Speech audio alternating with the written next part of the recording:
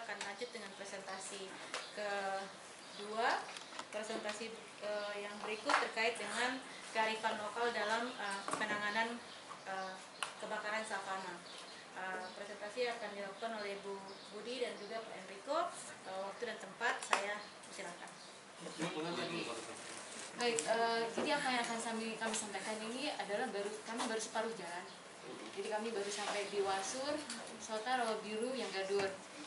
Sudah kami gali terkait dengan kearifan lokal, kemudian praktek mereka dan membahas seperti apa. Nah, ini hanya sebagian saja initial finding. Masih banyak yang akan kami lihat. Nanti dari sisi policy kita akan ke pemerintahan daerah juga. Kemudian kita akan ke lembaga masyarakat adat yang di level kabupaten kalau ada, karena ini semua nanti terkait ke identitas masyarakat mereka sebagai masyarakat adat. Mungkin yang paling besar karena Kanum di sana. Nah, untuk di awal waktu mungkin Pak Enrico yang akan memaparkan tentang adat budaya segala macam. Ternyata orang Popo satu indikator pertama untuk atau kita sebut yang orang Malaysia punya satu indikator pertama kenapa mereka memiliki bahasa yang banyak, karena mereka itu tukang simpan rahasia. Jadi supaya orang lain tidak boleh tahu dia rahasia, maka dia ciptakan bahasa sendiri yang orang lain tidak mengerti. Walaupun satu suku bangsa. Nah itu nanti penelitian itu yang bikin akhirnya karena ini menyangkut tempat-tempat satu wilayah, menyangkut tempat-tempat adat dan segala macam, orang tidak boleh tahu. Dia pun contoh di Jayapura, Kayu Batu dan Kayu Puro dekat ini satu bahasa, tapi Kayu Batu, Kayu Puro dengan Tobat Jayapura sentuhan cuma 5 menit. Beda bahasa. Orang di Tobat Jenggur sini lihat Nafri di darat, beda bahasa. Karena itu tentukan sembunyi rahasia, jadi akhirnya mereka putar-putar itu supaya tidak boleh orang lain tahu. Jadi seperti itu. Jadi itu juga mengkategorikan walaupun mereka bagian dari orang marin, tapi mereka juga punya karakteristik khusus yang menyangkut dengan hal-hal yang spesifik sehingga mereka menciptakan bahasanya sendiri yang mereka sebut dengan Maruri dengan Nengge. Itu juga bisa dipengaruhi dengan faktor luar, misalnya pengaruh dengan daerah perbatasan. Karena masuknya saudara-saudara dari perbatasan menyebabkan ada dualisme bahasa yang digunakan sehingga mereka menentukan. Tapi secara umum itu mereka mengerti bahasa marin. Itu yang disebut sebagai common language atau bahasa utama. Nah, common language itu digunakan sebagai bahasa umum sebagai bahasa pemersatu yang mereka ketika berkomunikasi saudara-saudara di pesisir mereka menggunakan bahasa itu. Itu yang pertama. Yang kedua, dengan demikian di Kampung Rawabiru sekalipun mereka tuh masuk di dalam kelompok Kanum, tapi ternyata itu mereka sendiri secara spesifik itu memiliki 3 bahasa. Nah, 3 bahasa ini, yang ketiga itu lihat tadi macam misalnya penyebutan dek. Dek itu teman-teman di Marin Pantai di bawah. Tapi orang sendiri di tengah ini mulai dari waktu sampai kata itu mereka menyebutnya adalah iya, itu disebut Karimu. Karimu. Nah, itu disebut Karimu. Nah, seperti itu. Jadi penyebutan itu menyebutkan ada perbedaan tetapi konteksnya sama. Nah, kemudian ternyata di dalam bahasa yang dimiliki oleh baik orang Marori, kemudian di Wasur, kemudian Kanum itu mereka memiliki 3. Semarki itu yang dikomunikasikan atau dibicara oleh orang Rawabiru. Nah, kemudian di kampung yang Gandur itu Guntar, kemudian di Sota itu mereka bilang Kerna atau Kalver atau Kere-Kere. Nah, 3 bahasa ini itu teman-teman kita yang peneliti lain kalau lihat di dalam laporan WWF yang kemarin Chris sampaikan, itu mereka menggabungkan 3 bahasa ini dengan maksud yang sama. Contoh itu dia bicara soal, misalnya dia bicara soal muri itu bisa angin barat, tetapi juga dia sambungkan yang di dalam itu lagi sep-sep. Nah itu sebenarnya bahasa yang sama, menyebut untuk angin barat, tapi disebutkan oleh kelompok dari Semarki. Begitu. Jadi bahasa itu yang perlu kita memahami bahwa ternyata dalam konteks ketika kita wawancara makanya kemarin ketika Ibu dengan saya dengan Ruth wawancara, Bapak dong putuskan dulu kita pakai bahasa sini saja. Jadi jangan gabung lagi untuk konteks sebut ini nama tanaman atau nama tumbuhan dari Semarki punya nama tanaman atau tumbuhan karena nanti konteksnya sama. Akhirnya oke sudah, akhirnya putuskan dong pakai bahasa yang Gandur yang disebut dengan Guntar itu. Jadi semua informasi yang kita peroleh kemarin kita spesifik. Baik yang ada di misalnya yang di Rawabiru Bapak udah pakai Semarki saja, dia gabung-gabung dengan bahasa yang Gandur dengan bahasa Sota sehingga mereka pakai Semarki saja. Jadi penjelasan identifikasi tentang sistem pengetahuan mereka yang berhubungan dengan api maupun berhubungan dengan kehidupan sehari-hari itu mereka sebut dengan bahasa mereka. Nah ini saya pikir ini salah satu pembeda yang kita akan laporkan bahwa kira-kira fokusnya kita ketika bicara soal orang Rawabiru berarti menggunakan konteks bahasa mereka karena ada penyebutan-penyebutan yang sama yang sebenarnya maksudnya sama. Nah itu yang jadi persoalannya di situ. Nah kemudian yang kedua itu kita bicara soal aspek mata pencarian hidup. Kenapa ini menjadi penting? Sejak awal memang ketika diskusi dengan Chris dan teman-teman, kita dengan Ibu sepakat bahwa memang melihat bahwa kalau bicara soal masyarakat adat, itu bicara soal konteks kehidupan sehari-hari. Maka kalau konteks kehidupan sehari-hari, maka semua aspek kehidupan itu dia akan berhubungan dengan bagaimana mempertahankan hidup. Nah, untuk mempertahankan hidup itu konektivitasnya adalah dengan mata pencarian hidup yang dimiliki. Nah, mata pencarian hidup dimiliki oleh masyarakat adat itu, kalau dalam konteks antropologi itu biasanya kita tulis mata pencarian utama dan mata pencarian pendukung atau sampingan. Nah, mata pencarian utama itu adalah mata pencarian yang dilakukan sepanjang tahun. Maka demikian dari beberapa hari saja, dari hampir 1 minggu lebih kita di lapangan, bisa dilihat bahwa ternyata mata pencarian yang bisa kita kategorikan sebagai sumber kehidupan utama sebenarnya dari 3 kampung ini atau 4 kampung sampai Sota adalah tuh menangkap ikan. Karena menangkap ikan itu dia tidak kenal musim, dia bisa lakukan dari Januari sampai dengan Desember. Karena itu kan soal jenis ikannya kan disesuaikan dengan kualitas air, disesuaikan dengan musim yang dimiliki. Jadi kalau air semakin tinggi ya mereka dapat mujair, dapat betik dan sebagainya. Kalau air semakin rendah ya gastor dan ke bawahnya sampai lele dan sebagainya. Nah itu jadi menangkap ikan ini satu-satunya mata pencarian yang bisa kita katakan itu dilakukan sepanjang tahun. Nah bagaimana dengan mata pencarian yang berhubungan dengan api? Nah mata pencarian berhubungan api berarti kita bisa kategorikan 2. Yang pertama itu adalah mata pencarian yang berhubungan dengan berkebun atau bertani. Yang kedua adalah berburu. Nah 2 ini yang perlu kita lakukan identifikasi sehingga bagaimana kita bisa lihat bagaimana pengetahuan mereka tentang manajemen api yang dilakukan dalam 2 konteks mata pencarian hidup ini. Nah nextnya, tentu saja karena mata pencarian yang lama itu maka kita juga melihat itu bahwa secara umum di Papua kan kita punya dua jenis, yang tradisi sama yang introduce dari luar, yang baru. Yang tradisi ini adalah yang sesuatu yang diwariskan dari sejak leluhur sampai yang pertama. Dia contoh berburu. Semua yang kita tanya dari Rawa Biru sampai Sota tahu bahwa berburu itu hanya pakai panah. Tapi gara-gara teman, maaf, pendatang datang aja dengan senter, dengan bacok, barang habis. Tuh? Karena teknik itu panah itu. Kedua, berburu itu tidak bisa, kalau dia lakukan sendiri, maka dia hanya bunuh paling tinggi 1 hewan. Kenapa? Jarak jauh begitu baru dia mau pikul, siapa yang mau pikul ini rusa besar itu, babi besar itu pulang sampai di rumah. Dia harus potong-potong penggal-penggal baru pikul, itu berat. Itulah kenapa ketika berburu dia mengelompok. Ketika dia melakukan pengelompokan, maka dia membutuhkan tenaga yang banyak untuk bisa mendapatkan buruan. Jadi kalau mereka juga hitung manusia dan hitung jarak, semakin jauh maka mereka membutuhkan untuk mengambil binatang yang besar, misalnya rusa atau babi 2-3 ekor sudah cukup enough. Karena dia harus bawa pulang pikul itu. Siapa mau pikul? Tenaga banyak bagaimana berjalan. Kemarin tuh ke belakang yang 5 kilo pulang pergi saja tuh buang handuk apalagi ini pikul banyak-banyak seperti itu. Jadi artinya bahwa secara lokal itu dia punya pengetahuan bahwa ketika hunting, 1 orang maka dia hanya bunuh 1 animal, hanya bunuh 1 hewan atau 2 paling tinggi. Mungkin kalau saham 2 ya sudah itu saja supika. 1 dia potong-potong, 1 dia bisa pikul. Tapi kalau berburu dengan tingkat banyak itu berarti paling tinggi 5 sampai 6 ekor.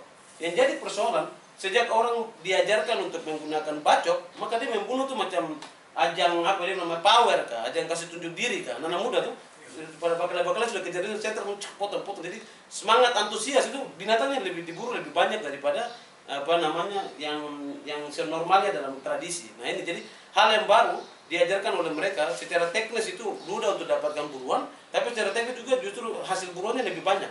Jadi dia lebih banyak membunuh daripada yang digunakan secara lokal dengan panah. Itu yang kedua. Nah kemudian yang ketiga mata pencarian tambahan itu ya terkait dengan itu pengetahuan mereka misalnya tentang minyak kayu putih, terus kemudian tentang sarang semut. Dengan pemahaman baru itu, dulu kan 1 pohon, di dalam pohon itu tuh ada anggrek. Mereka tidak sadar bahwa itu punya nilai ekonomis. Ketika dibakar anggrek mati, nilai ekonominya juga jadi hilang. Tapi sekarang mereka sadar bahwa di dalam pohon itu ada anggrek, ada sarang semut, kemudian ada minyak kayu putih yang kalau mereka bakar akan merusak kualitas dari anggrek dan itu dan untuk menurunkan nilai ekonominya. Oleh karena itu kesadaran itu sudah di masyarakat sehingga dari awal itu mereka juga sudah memperlakukan pohon itu dengan istimewa. Dulunya secara tradisi mereka tidak tahu bahwa nilai pohon-pohon ini memiliki nilai ekonomis yang tinggi. Nah itu mereka asal saja. Tapi sejak ada pengetahuan itu maka mereka lebih berhati-hati dalam melakukan proses pembakaran. Jadi tambahan madu. Ya, madu itu sudah jadi bunga-bunga, betul. Jadi dia juga sudah berpikir itu, berpikir lebih kalau saya bakar nih barang-barang ini mati dan rusak itu berarti mempengaruhi saya pendapatan yang misalnya dalam musim panas atau musim hujan bisa menghasilkan justru tidak ada. Nah itu sudah ada pemikiran itu dalam pikiran mereka. Oke, berikutnya, nah dari hasil itu kami sebenarnya konteks pertanyaan kami sebenarnya kami buat banyak, tapi melihat perkembangan fokus diskusi grup yang kita lakukan di masyarakat. Kita sepakat bahwa aktivitas kehidupan kebudayaan life cycle mereka, masyarakat yang tinggal di dalam Taman Nasional Wasur, itu semua berhubungan perubahan yang terjadi. Apa yang mereka lakukan itu adalah bagian dari mereka beradaptasi dengan kalender musim. Nah kalender musim ini kalau teman-teman lihat kemarin yang dibawa oleh Chris dan dari laporan WF dari tahun 99, 2000 itu berarti kan sudah kurang lebih 20 tahun. Mereka sadar bahwa dalam periode masa 20 tahun ini sudah kurang lebih menurut pendapat mereka sudah mengalami 2 kali perubahan. Perubahan yang pertama itu sekitar 2010, perubahan yang kedua itu terjadi sekitar 2018, 2017, 2018 itu baru 3-4 tahun lalu itu mereka sadar bahwa sudah berubah. Nah itu bisa dibuktikan kemarin saya foto dari Chris itu bahwa misalnya kita lihat di konteks Wawor atau Wuwor, kalau yang lama itu dimulai dari bulan Juni. Sekarang malah dia mundur lagi sampai mulai dari bulan April. Jadi dari bulan April itu sudah masuk dalam musim yang disebut dengan angin timur untuk persiapan musim panas. Jadi itu akhir dari hujan. Kalau hujan itu mulai dari bulan Januari full sampai dengan Maret, awal April, maka itu disebut dengan emper-emper. Itu yang hujan besar terus sampai terjadi, sampai banjir dan segala macam itu terjadi di bulan Januari sampai dengan bulan Maret. Tapi untuk mulai memasuki musim panas, pengantarnya itu dimulai disebut dengan Wawor atau Wuwor itu tahun ini sudah berubah untuk mulai masuk di pertengahan April. Nah sejak pertengahan April itu dia sudah berubah sampai sekarang. Jadi menurut pendapat mereka, apa perubahan itu? Kalau saya lihat, kita di antropologi itu menyebut itu 2. Ada dalam kehidupan sehari-hari itu ada tanaman ekonomi, ada tanaman budaya. Contoh tanaman budaya itu bisa saja itu artinya tanaman yang hanya diperuntukkan untuk adat, hanya diperuntukkan untuk budaya. Tanaman budaya itu bisa memiliki nilai ekonomis, bisa juga tidak. Dia contoh. Tanaman ekonomis yang memiliki nilai, tanaman budaya memiliki nilai ekonomis sagu. Sagu itu kan tanaman budaya karena dia punya nama lokal, dia punya sejarah asal-usul, dia punya pengetahuan dan dulunya digunakan hanya dalam kegiatan-kegiatan adat, bayar mas kawin, upacara dan sebagainya. Tapi ketika dikonvensi menjadi makanan pokok yang juga dikonsumsi oleh orang lain, maka dia memiliki nilai ekonomi. Kedua misalnya pinang. Pinang itu kan tanaman budaya. Tanaman budaya maka cara memperlakukan pinang juga beda, cara memperlakukan sagu juga beda. Nah bagi orang Kanum dan juga orang Marori itu bahwa tanaman budaya yang memiliki nilai tinggi atau sebagai sentral pusat kehidupan mereka itu adalah kumbili. Nah kumbili ini adalah merupakan pusat sehingga kemarin waktu itu wawancara Bapak, menurut Bapak dong kalau kita menghitung kalender musim itu mau dari startnya dari mana? Kalau kita kan periodik Masehi berarti Januari, Februari, Maret, April, tapi mereka tidak. Mereka semua memutuskan bahwa perhitungan kalender musim mereka mulai start dari awal tanam kumbili, maka dimulai dari Wawor. Artinya bahwa bulan April, Mei, Juni itu adalah bulan untuk sudah mulai mereka mulai buka lahan, mulai mereka tebang pohon, selasembon, mereka mulai kerja untuk persiapan untuk tanam. Jadi sejak bulan April sama Mei hujan mulai turun-turun, walaupun grassnya masih hijau, pemahaman mereka juga bahwa ada tanaman yang juga bisa sudah coklat bisa dibakar itu mereka lakukan. Ya, jadi mereka lakukan di dan itu mulai start bakar itu mulai dari bulan itu. Jadi dia mulai spot-spot itu mulai bakar. Jadi mulai dari bulan April Wawor atau Wuwor. Nah ini semua kita menggunakan bahasa yang gandul. Jadi satu kan Wawor atau Wuwor.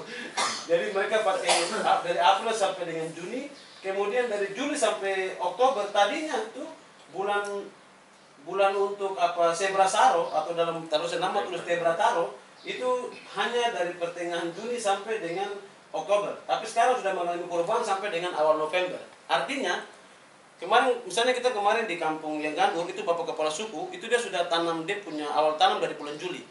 Tuan tanya, Bapak kenapa Bapak cepat tanam? Dia bilang supaya dia punya proses tumbuhnya itu saya bisa peroleh hasil yang besar. Kalau kita lambat tanam sampai dengan bulan September, Oktober, maka dia hasil kumbilinya kecil. Bahkan tidak ada hasil.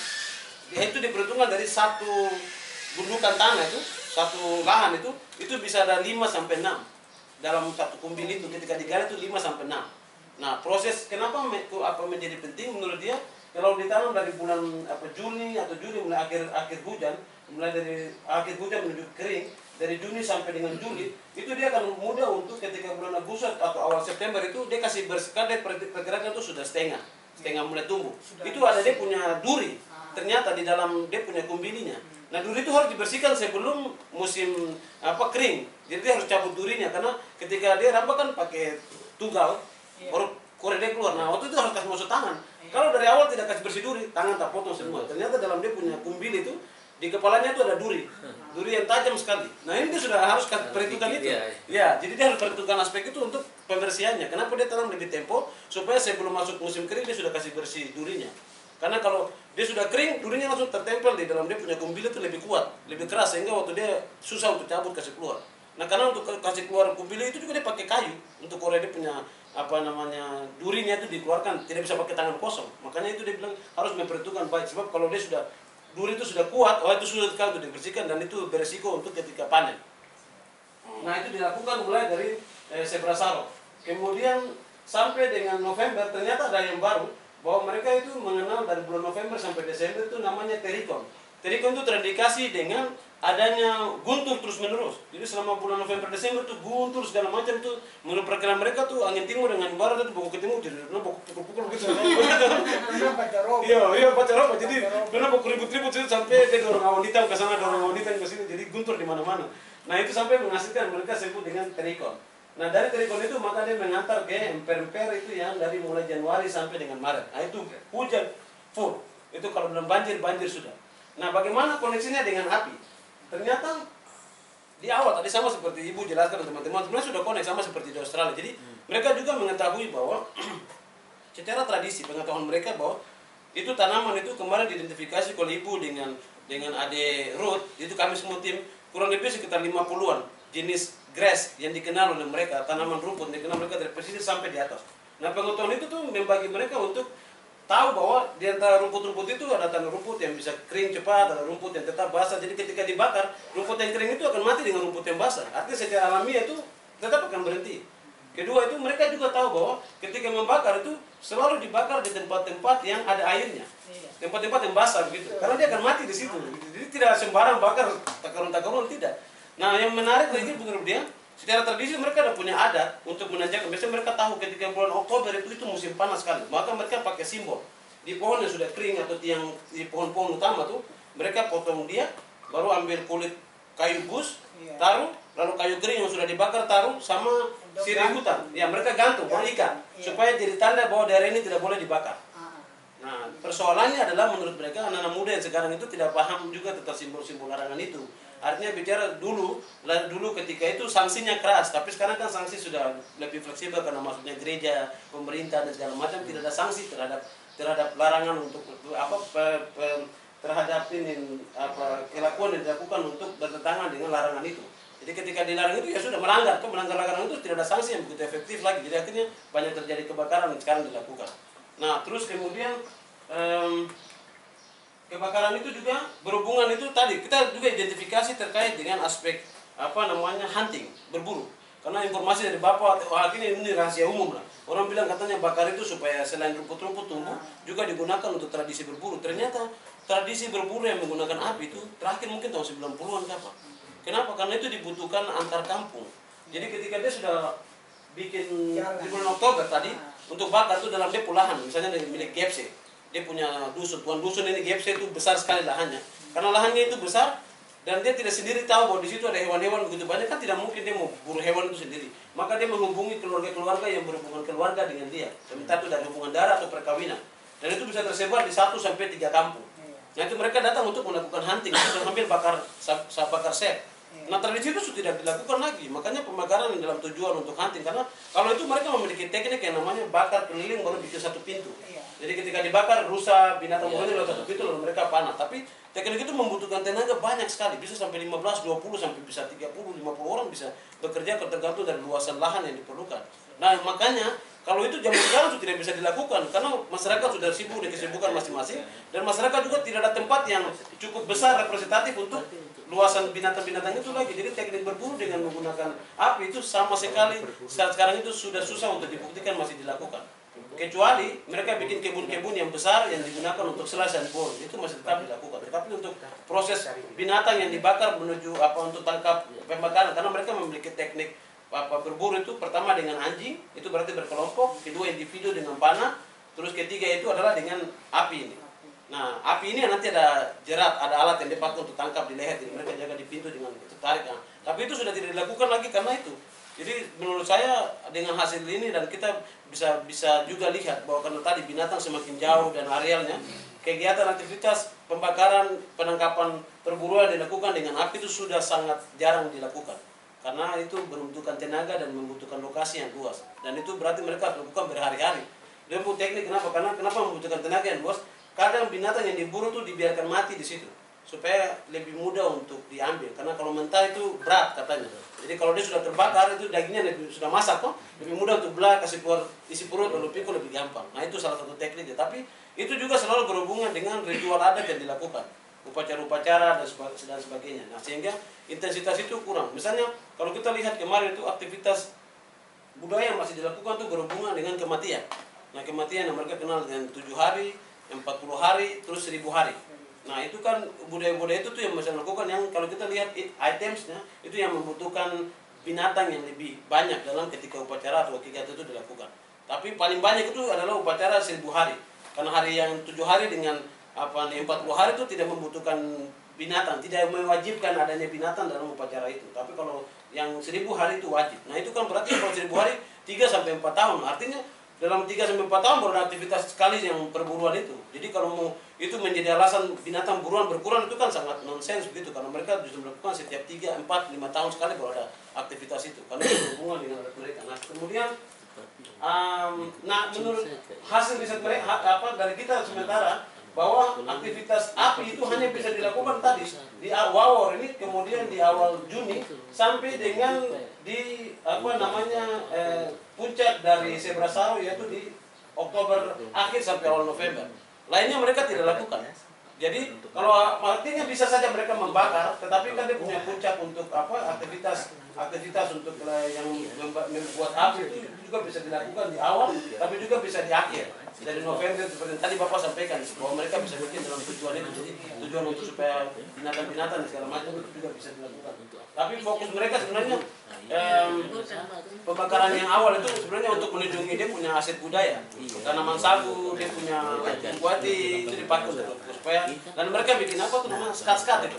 Nah skat-skat itu dibakar sampai tanaman tipis sekali di bawah. Jadi waktu itu api datang dia tidak menyeberang dan skatnya itu lebar sekitar 2 meter gitu. Jadi supaya betul, kalau takut angin tiup nanti mati. Jadi itu tetap dilakukan. Saya pikir dokumentasi itu yang bisa kita cover sementara. Kita masih perlu melakukan identifikasi dengan pola kehidupan orang Jainan yang ada di Kampung Po sama Marini Putih lagi, sehingga itu bisa menjadi kumpulan informasi yang bisa dianalisa oleh kami tim untuk bagaimana memberikan rekomendasi kepada teman-teman di sini tentang kearifan lokal yang dimiliki terkait dengan pola pengelolaan api secara tradisi yang dimiliki oleh teman-teman. Saya sendiri itu masih ingin mencari dalam aspek kultural atau aspek budayanya itu pemahaman masyarakat tentang api. Apa konsep masyarakat tentang api dan air. Misalnya kalau konsep dia api itu penting, maka pengelolanya seperti apa. Nah itu yang perlu deeply interview lagi supaya bisa mendapatkan itu, sehingga bisa menjadi clue untuk bisa kita menjadi clue untuk bagaimana kita mengidentifikasi apa perilaku masyarakat terhadap api itu. Nah itu saja saya pikir dari saya dalam aspek ini. Selanjutnya nanti oleh Ibu Budi akan melihat itu. Nah ini tadi mata pencarian yang kalender tadi saya sampaikan bahwa Juni sampai akhir Oktober itu awal tanam, buka lahan, bakar, bersihkan, tanam pisang. Saat buka lahan, tanam, ada prosesi adat, bakar set, terus menangkap ikan. Kalau di Sebrasaro itu berburu, puncaknya di akhir Oktober, menangkap ikan, dan jenis ini disesuaikan dengan kondisi air. Nah kalau trikon dan pemper itu satu saja, menangkap ikan dan berburu. Kenapa berburu ada di situ? Karena katanya binatang justru lebih mudah karena dia terkumpul satu tempat. Karena banjir di mana-mana, ya paling tempat-tempat tinggi saja yang ada binatangnya.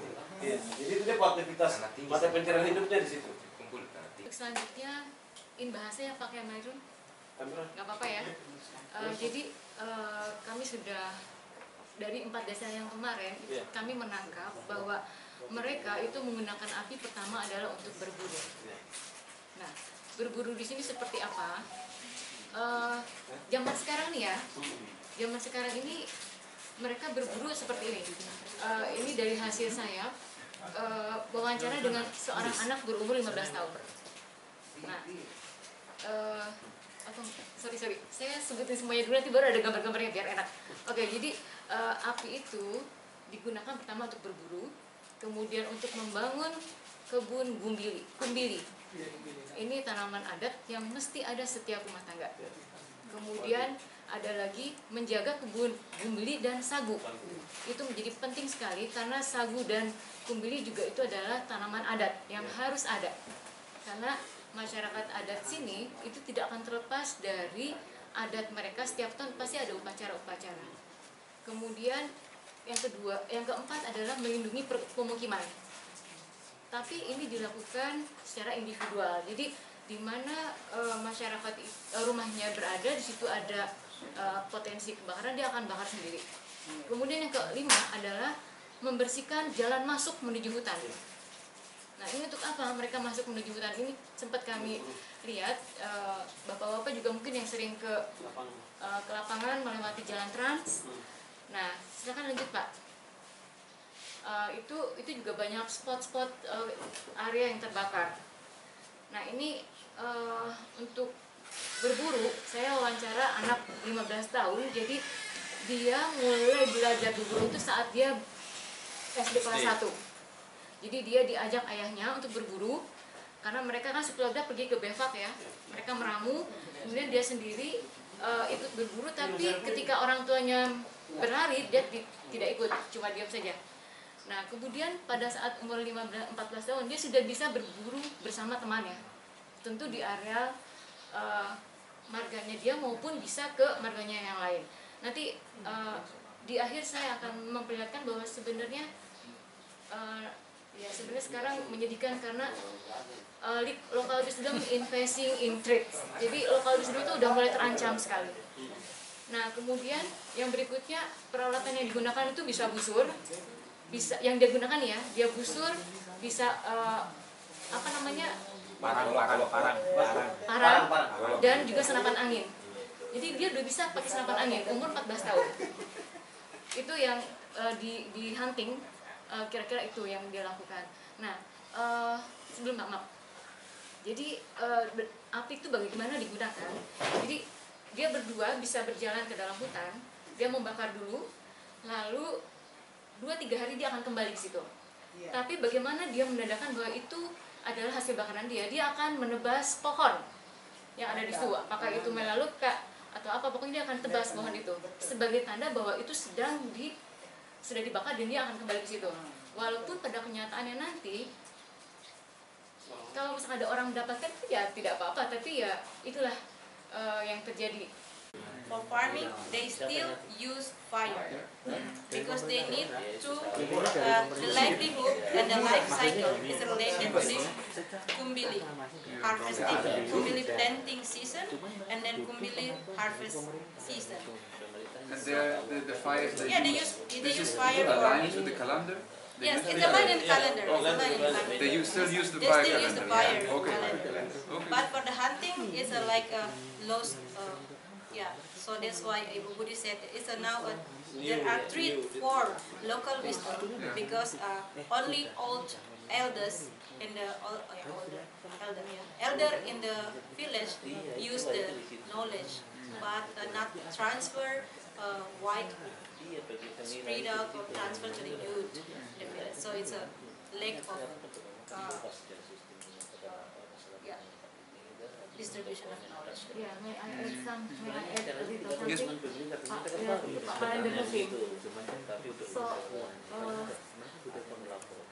So today generation for the community, they don't know about Sebra Saro. In the past, they know when the Sebra Saro comes, they prohibited to burn. But now, along the dry season, they can burn anything. Like that. That's, I mean, there's local wisdom in treating, in facing tricks. They don't pay attention about the Serabasaro. In the past, they prohibited to burn, but now they just forget it. Okay. So the Sebrasaro season, they call it dry season. Kick off dry. Yeah, the dry. They start from middle of June until less of October until November. But they call it dry. Long time in the past, it's forbidden to make a fire everywhere. I mean, when you And now it's tolerated. yeah, but now little bit changed, especially for the youngest. Yeah, especially like the Buddhists said, when they're hunting, they're still using that. But this time actually forbidden, but they're still using fire. Yeah. But fire only they need only for kumbili, for farmer to make special for get food. Baju pas hari Sabtu Baju pramuka. saya melihat kriminal. saya dari mana, saya ingat saya dari Pramuka gitu. Karena kalau saya bilang dari KLK itu urusannya panjang. Karena ditanya untuk apa ini, kalau memang ini mau dipadamkan saya ajak teman-teman Pramuka. Nah, mereka bilang tidak usah karena memang sengaja dibakar. Karena kenapa, alang-alang sudah tinggi jadi harus dibakar. Biar terbuka terus untuk mengusir binatang-binatang yang tidak diinginkan seperti ular dan lain seperti itu. Nah, itu pertanyaan pertama, masih perlukah MPA di Taman Nasional ini? Apalagi sebentar lagi akan ada Manggala Agni. Itu yang pertama. Yang kedua mungkin karena ini baru observasi sifatnya, saya berharap di penghujung nanti ada sebuah kesimpulan rekomendasi kira-kira yang menghasilkan sebuah kebijakan gitu, sehingga apa yang dilaksanakan oleh Taman Nasional Wasu maupun Pemda dan kita di PPI bersama dengan masyarakat ini mendapatkan kesepakatan apa yang kita mau kerjakan gitu. Rencana aksinya seperti apa? Aksi nyata ya. Kenapa Agustus kemarin HS itu di sini hotspot itu sampai mencapai 1.400 dan itu tidak bisa kita jawab gitu. Itu kenapa? Ada apa di situ? Di samping itu kan ini wilayah Taman Nasional Wasu ini kan banyak yang tidak bisa dijangkau langsung gitu. Mungkin kita sampai sana api sudah selesai. Ya. Seperti itu. Jadi bukan salah Bunda Menganu sebenarnya. Jadi memang kondisinya begitu. Seperti tadi, ketika kita bentuk MPA ini konsekuensinya banyak. Jangan sampai kita pembiaran. Karena kenapa? Ini ketika kita bentuk MPA minimal sebenarnya harus ada kegiatan di situ. Sosialisasi mereka memang lebih pas. Kenapa? Akan menggunakan bahasa ibunya mereka gitu. Contoh kalau saya masuk ke suku A di sini itu tidak sulit nyambung gitu, karena pasti ada kecurigaan. Begitupun sebaliknya mereka ke Sunda tidak nyambung juga, seperti itu. Itu kenapa MPA itu jadi bertanya lagi. Ini dengan hasil observasi beberapa hari ini, saya jadi bertanya ini MPA masih dibutuhkan nggak ya? Itu sebenarnya. Nah, jangan sampai kita bentuk MPA itu terus dibiarkan. Ini masalah baru sebenarnya ketika dibiarkan. Padahal kita bentuk betul memang mereka suka relawan ya, tapi bukan berarti dibiarin gitu. Nah, jangan sampai kita butuh MPA ini cuma butuh fisiknya doang. Ingat, kita ini bukan damkar, kita bukan pemadam kebakaran Bapak Ibu. Kita ini pengendalian dalam bentuk pencegahan. Apa pencegahan itu? Sosialisasi, patroli.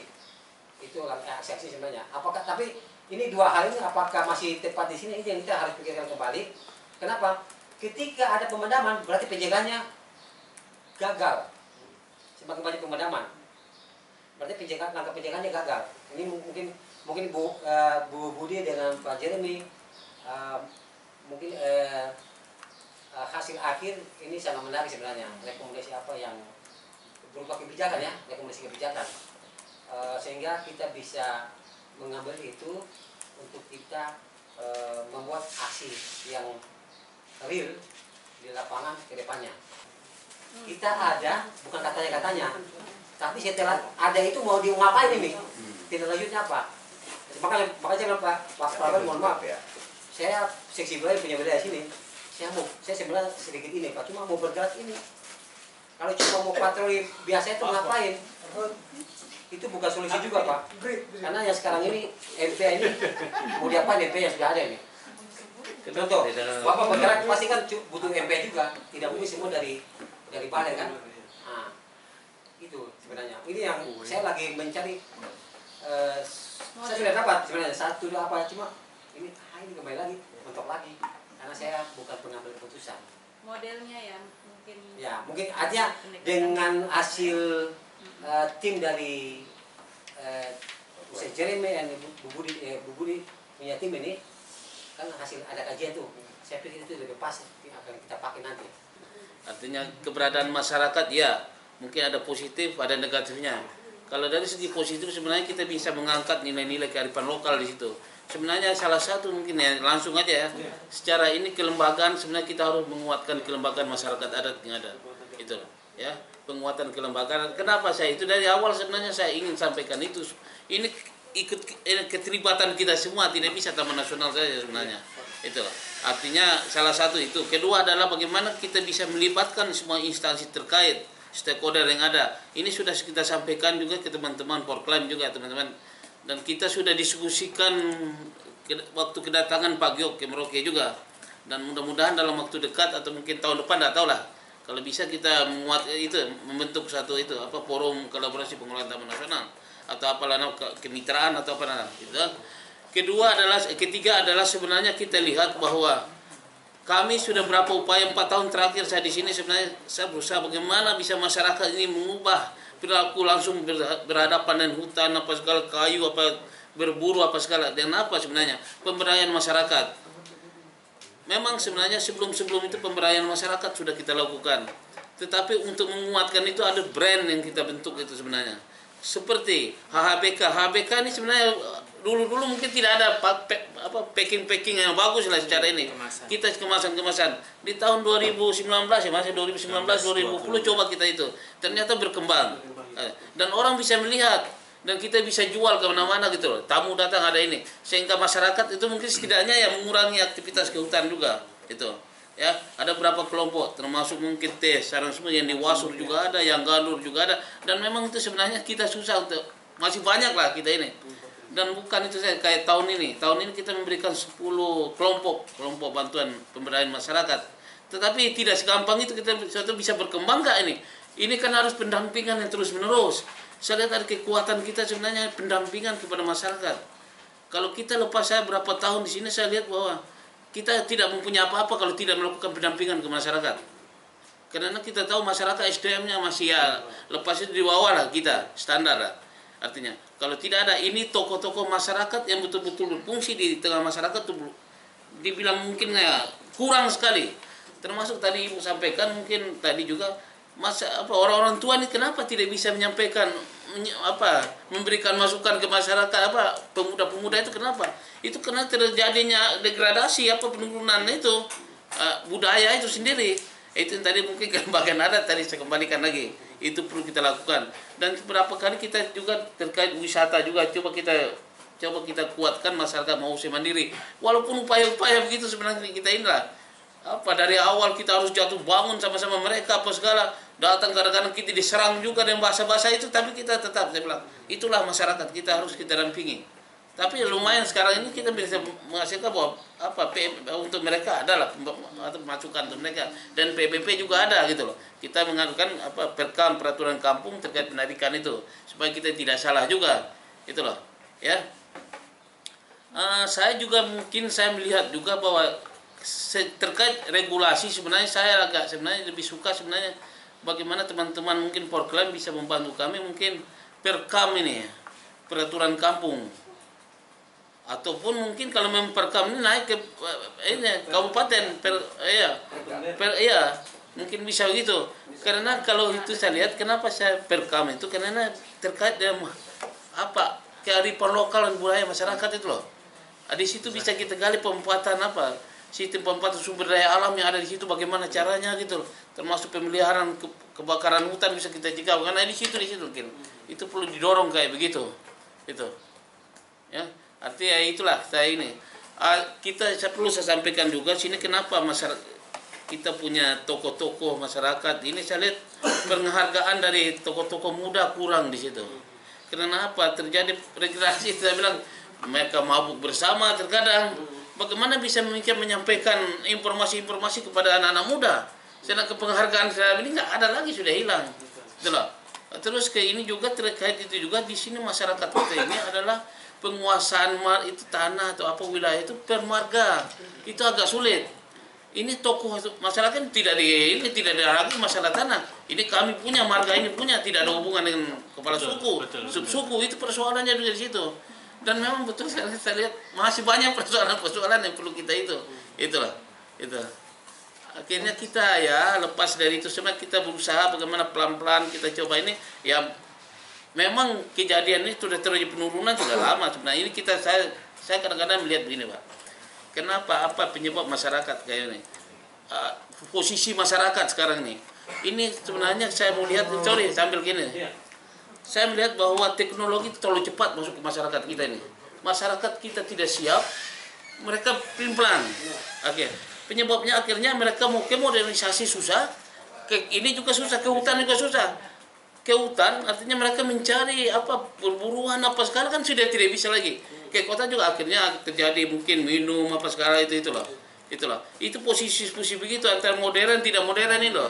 Nah, itu perlu rekomendasi ya artinya perlu kita itu juga mungkin ya peningkatan SDM itu bagi masyarakat lokal itu. Jadi juga jangan sampai lupa juga masyarakat kita punya ini juga tenaga kita juga perlu ditingkatkan karena mereka pendampingan terhadap masyarakat itu masyarakat lokal apa segala pindah ini itu yang mungkin perlu saya sampaikan ya terkait itu mungkin lain-lain sambil kita berjalan mungkin ini juga silakan saja artinya mungkin itu mungkin ya saya sampaikan terima kasih. Nggak tahu. Kan kelihatan semua kan? Mohon maaf, yang plastik tidak ada boleh dong. Iya. Plastik. Karena nanti bisa rotin lagi. Itu ada juga. Oh, jangan. Itu bro, itu yang plastik bro. Ini plastik kan pindah kan? Ini bukan plastik. Negara. Ayo, negara korban. Oke. Pak, mana tadi HP?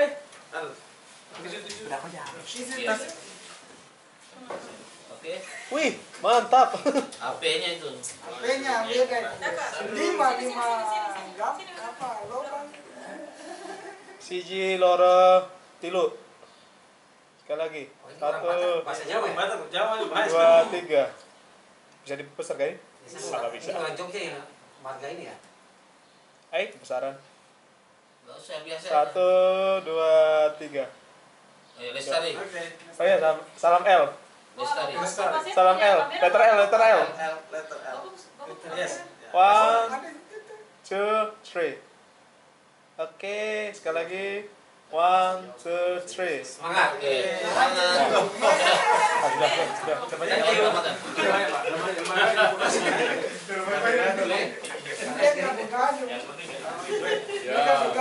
Ya.